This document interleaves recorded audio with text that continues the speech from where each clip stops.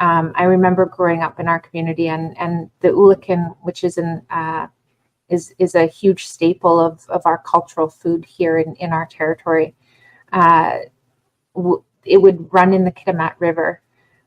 They were abundant in many different areas, rivers here in our territory. And I remember growing up and listening to my grandparents talk about how we were losing them and never really understood why. I could just sense the urgency in my grandparents as they spoke about it, and how they were able to taste and to smell effluent in the ulikin that they would catch. There were a tremendous amount of impacts in terms of the impact on our culture through those operations, and for the fact that we even up to when they were still operating, would hear about the limited opportunity and the lack of desire of any of those operations that would want to see any of our people become successful through employment in their operations. So when Methanex shut down, I believe we had maybe a handful, if not 2 or 3 members working within their facility. So when Methanex shut down, we had our departments actively looking and looking for not only employment and how their skills would be able to be transferred to any other opportunity that we saw in our territory.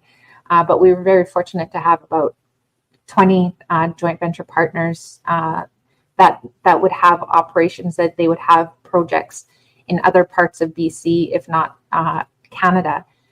So we quickly would have our staff either provide training opportunities to enhance their skill set, or they would be able to transfer their existing skills to our JVs. And the same occurred when Yurkan shut down. I wasn't a part of our elected leadership at the time. However, I remember coming into this office and hearing the urgency around the members that did have employment there about what their futures would look like. But again, very, very small, maybe a handful to 10 members that had employment there that essentially lost everything. They lost their retirement savings when Yurkan decided to shut down. But we quickly again, the nation came to work for those members to find opportunity. But I remember a few, I believe it was council members of the District of Kitimat, asking us to save Yurkan. And at the time, we simply asked why. Yes.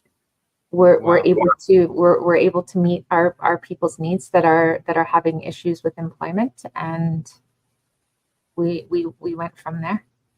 And it did largely shape how we worked with industry. It shaped what we would never accept as a part of economic development in our territory, and the impacts that it did have on our environment. We pushed for decisions and held companies responsible to be able to never see what happened with Yurkan and with Methanex in our territory again.